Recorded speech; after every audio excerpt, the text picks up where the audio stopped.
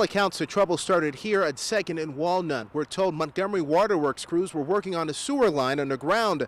That's when they say Keith Jones took off with the truck. What the opponents of the monument project have been saying is, look, it's the city's land. The city can go ahead and stop this. Firefighters say the mother was taken to Baptist South as a precaution because she is pregnant and may have suffered smoke inhalation. Investigators say this fire did spread very quickly, but quick action to help save lives.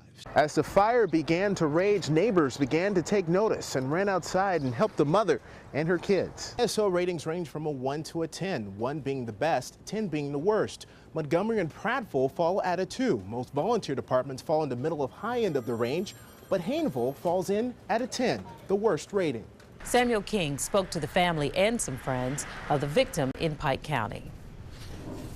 People express grief in many ways. Some talk, some pray, some write. Teens who knew Brooke Ledford and Lexi Pierce did all three at a remembrance service at Riverview Baptist Church. They wrote personal messages to their friends on colored balloons. I don't know where to begin. I love you so much. You always make everything better. I don't know what I'm going to do without you. I'm trying to be strong because I know that's what you would want. It says, "Hey baby girl, I miss." It's so hard to believe you're not here with me anymore. I love you so much. You have no idea how much I miss you.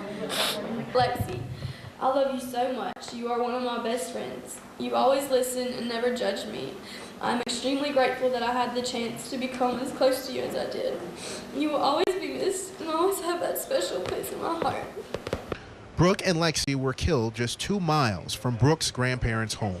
Those who knew Brooke gathered there to remember a girl with 3 loves: family, friends, and God. Always smiling, the most loving child. She never ended a conversation without saying, "I love you." There was never a doubt in anybody's mind that Brooke loved them. And you knew it every day. Last night I talked to her for about an hour, and she was with me Friday night. And you never were around Brooke when you wasn't laughing. You might have been crying because you were laughing so hard. But... After the service, the teens prayed over candles and released their balloons, hoping their messages will be seen beyond the sky.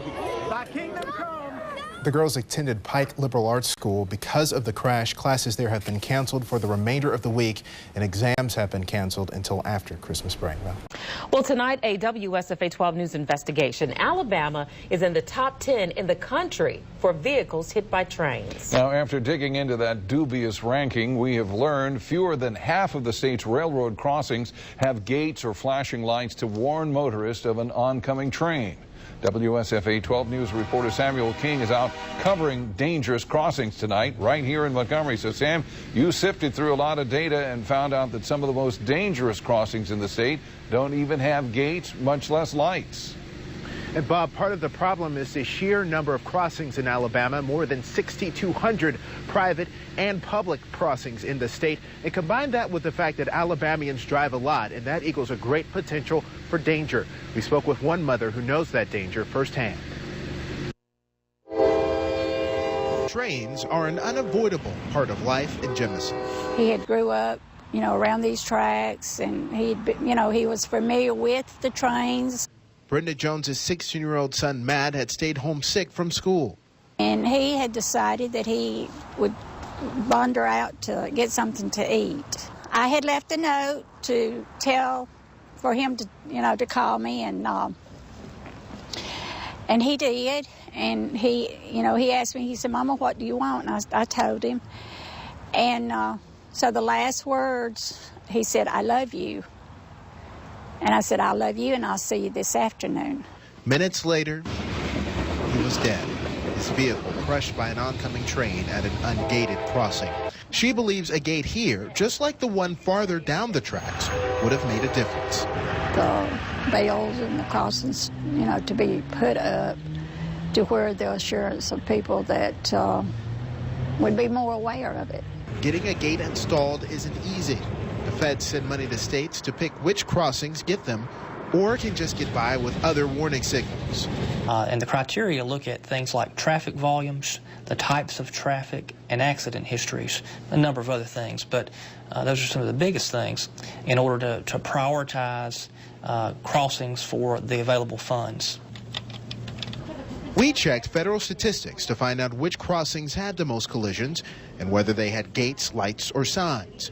Of the 16 crossings in the state with 3 or more collisions in the last 5 years, only 2 had gates. Others did have flashing lights. This crossing on Tyson Road in Lowndes County had 3 collisions in 5 years, including one that killed 2 people. AlDOT hands out the money to install gates, but it's up to the railroad companies to install them. The $5 million the state got last year paid for 25 to 30 crossing upgrades. But that still leaves 60% of Alabama's public crossings unprotected by gates or flashing lights. So we're making steady progress. It's a slow gain in how fast we can install active protective devices. Even at some crossings with fatalities like this one, the traffic counts are relatively low, so they're not as high on the priority list. We make every effort to get the projects in place with the railroad companies so that we can get the crossing protection out there where it's needed the most. But gates alone won't solve the problem. Operation Lifesaver works to reduce the number of deaths at railroad crossings and rights of way. The best safety equipment is the driver that makes the right decision. And you may think you can beat that train, but one thing to think about is even if it's a tie, you lose. Brenda Jones hopes her son's case will lead others to heed that advice. You know, just be more cautious at a railroad crossing, look both ways, because I have looked and didn't get across. There'd be a train. And I spoke with a CSX spokesman tonight, and he tells me that the railroad companies actually don't have the authority to install gates at crossings because gates are considered traffic control devices, not railroad traffic control devices. And he also says that CSX at least works to make sure the sight lines at railroad crossings are clear and also make sure that the horns on trains are in working order because, Bob, those are an effective safety device as well. Our Lawbreakers on the Road investigation found that there are an untold number of drivers on Alabama's roadways still behind the wheel, even though their licenses have been suspended or revoked. There's no provision in state law that requires mandatory jail time for repeat offenders. Now, one state lawmaker is trying to change that. Time and time again, we revoke, and people just keep. Our investigation found just that, drivers with repeat offenses getting back on the roads even after a judge ordered them not to do so. State Senator Arthur Orr of Decatur has introduced a bill that would put some of those drivers in jail if they're caught 3 times driving while their license is suspended or revoked because of a DUI charge. We're serious. It's not just a slap on the wrist, get 6 of them, and we keep slapping you on the wrist. In November, we spoke with Virginia Saunders. She was involved in an accident with a driver she says had his license revoked because of a DUI conviction. And I just think everybody needs to step back and think about it. Because when you do that and you're driving without a license or you do not have insurance, it's a very selfish move. Orr's bill passed the Senate Judiciary Committee unanimously, even as some senators were concerned that the penalties would be too tough. Families gonna be penalized because they didn't use good judgment. They got 2 children at home. They gotta eat.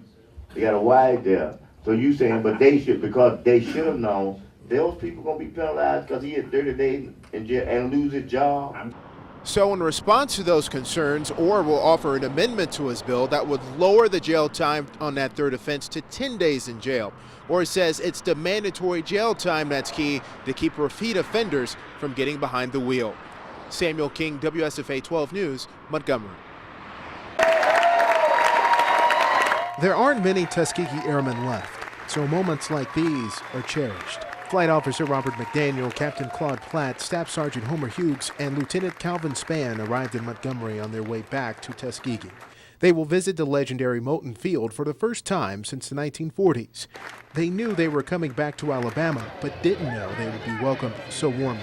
Oh, it's wonderful. It's wonderful. Dream come true. I didn't expect these people to be here. You're glad to be back in Alabama? Yeah, I am. Really am. I'm glad to be back. Personnel from Maxwell Air Force Base, along with community members, formed a path of honor from the arrival gates upstairs to the baggage claim below. There to meet these people. for all the hard work and dedication that they put in, especially for us African Americans, is just amazing. Among those in the crowd, members of Tuskegee University's Air Force ROTC.